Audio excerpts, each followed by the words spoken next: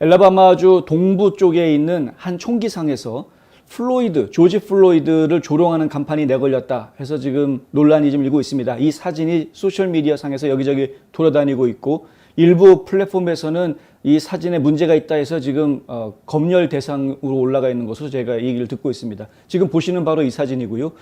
이 간판은 보시다시피 글자를 마음대로 조합할 수 있는 간판인데 매번 내용이 달라진다고 합니다.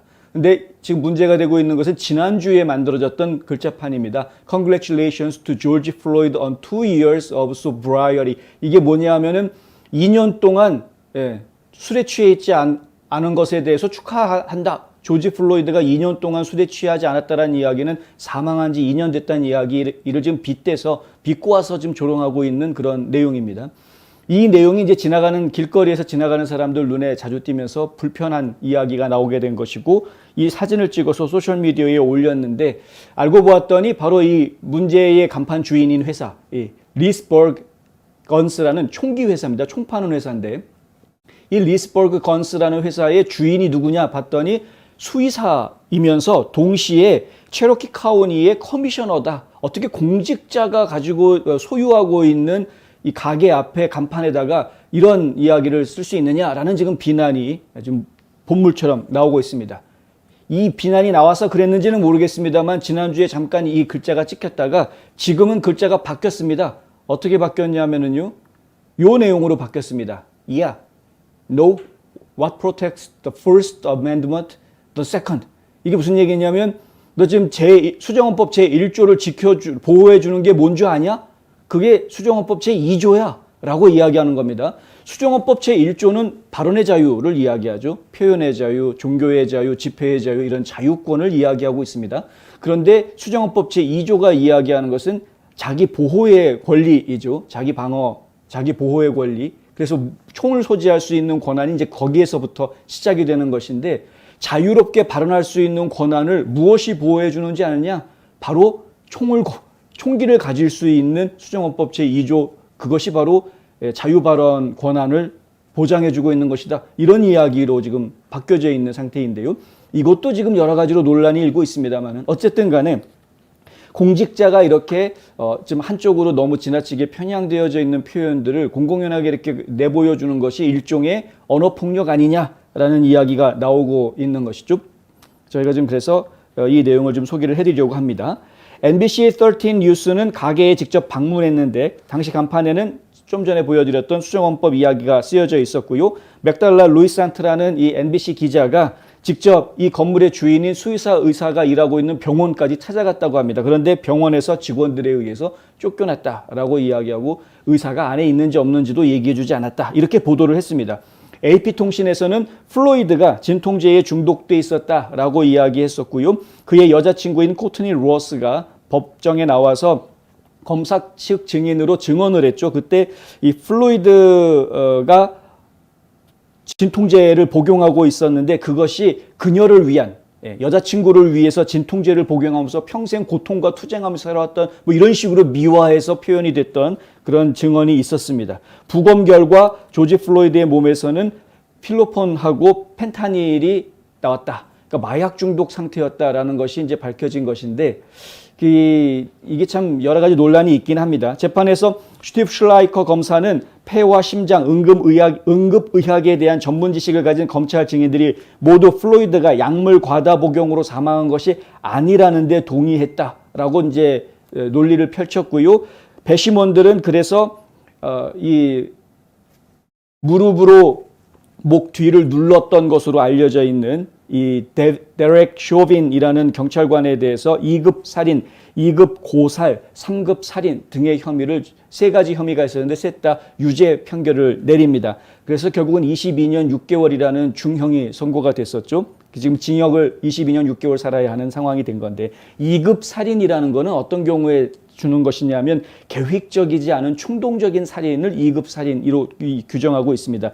2급 고살이라는 것은 고의적이지 않은 살인을 이야기하는 것이고요. 3급 살인은 위험한 행동을 저지르고 사람의 생명에 존중 없이 타락한 마음을 드러내는 차라리 잘 죽었다 뭐 이런 식의 표현을 한다거나 뭐 이런 식으로 이야기하는 것을 이제 3급 살인죄로 이야기하고 있는데 결국 뭐냐면 직접적으로 살인한 것은 아니죠. 만약에 직접 살인을 했다고 하면은 1급 살인죄가 적용이 돼야 되는데 검찰에서도 1급 살인을 기소하지는 않았습니다. 그러니까 직접 살인한 것은 아니지만 고의적이지 않은 것으로 사망 원인을 제공했다라는 식으로 이제 이야기가 됐던 것이었고, 당시에 여러분이 기억나시는지 모르겠습니다만은 법원 앞에 뭐 시위대들이 엄청나게, 특히 블랙 라이브스 매터 시위대가 엄청나게 몰려들었고, 심지어는 캘리포니아에서 맥신 같은 그런 그 하원 의원들은 직접 그 법원 밖에 와가지고 시위대 만나서 만약에 법원에서 유죄 안 나오면 너희 더 세게 데모해라 뭐 이런 식으로 사람들을 선동하고 가는 이런 상황이었었습니다.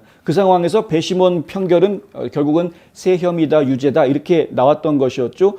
판결이 끝나고 나서, 그러니까 작년 5월 달에 있었던 일인데, 판결이 끝나고 난 다음에 6월 말이었죠. 판결이 나온 것은. 그리고 나서 9월 됐을 때 쇼빈 변호사 측에서는 항소할 거다라는 얘기가 나왔었습니다. 그러다가 얼마 전에 4월 말에 구체적으로 항소가 지금 이루어져서 지금 항소가 이제 시작이 되는 그런 상황이고요. 전체적인 재판 일정은 아직 정확하게 나오지는 않았습니다만은 하여간 올해 안에 항소심이 다시 시작될 것으로 지금 예상이 됩니다. 미네소타 항소법원에다가 항소를 신청을 했는데 공정한 재판을 받는 것이 불가능하다, 미니애폴리스 안에서는. 그래서 배심원들 판결 뒤집고 형량을 줄이기 위한 항소를 신청을 하면서 다른 곳으로 좀 옮겨서 재판을 받았으면 좋겠다라는 이야기가 지금 나와 있는 상태입니다. 우리가 신경 써서 좀 얘기를 해보아야 될 부분은 또 다른 여론조사 이야기인데요.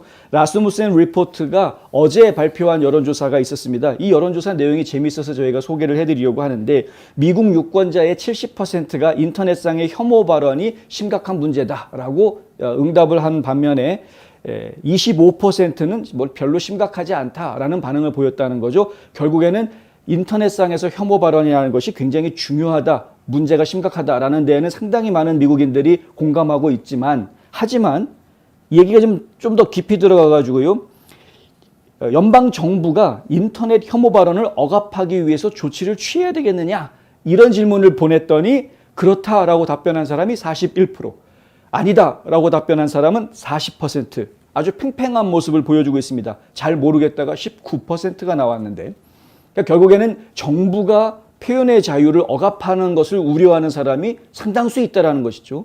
혐오 발언은 안 된다, 그럼 정부가 혐오 발언을 막아야 된다라고 이야기하는 사람과 혐오 발언이 위험한 건 알지만 정부가 우리 자유권을 함부로 억압해서는 안 된다, 통제해서는 안 된다, 이 의견이 지금 팽팽하게 나오더라 이겁니다. 또 한 가지 질문이 있었는데요. 언론의 자유에 대한 수정헌법 제1조를 침해하지 않으면서 혐오 발언을 억압할 수 있을까라는 질문을 또 했는데, 근데 43%가 가능하다, 그렇다라고 대답을 했고요.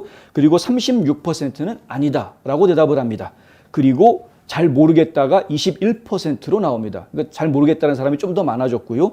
그리고 그렇다, 가능하다라고 대답한 사람이 조금 더 나오는 형태로 바뀝니다. 어쨌든 팽팽한 그런 모습을 좀 보여주고 있는 것이죠.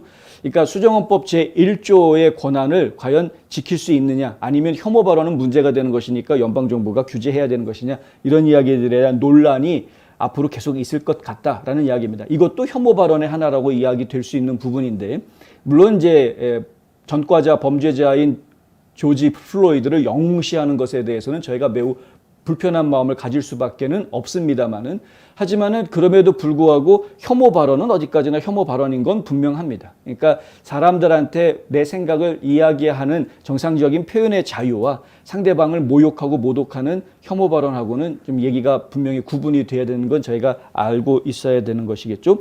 어쨌든 지금 이제 라스무센 리포트에서 나온 여론조사를 보면은 인터넷상의 혐오 발언이 여성과 소수민족에 대한 폭력에 얼마나 많이 기여한다고 보느냐라는 질문이 있었는데, 많이 기여한다가 38%, 조금 기여하는 것 같다가 28%가 나와서 66%가 어쨌든 인터넷 혐오 발언이 소수민족이나 여성들한테 안 좋은 영향을 주는 것으로 이해하고 있는, 66%면은 3분의 2 정도 되는 숫자입니다. 3명 중에 2명은 인터넷 혐오 발언이 어쨌든 안 좋은 영향을 준다라고 생각하는 것이고요.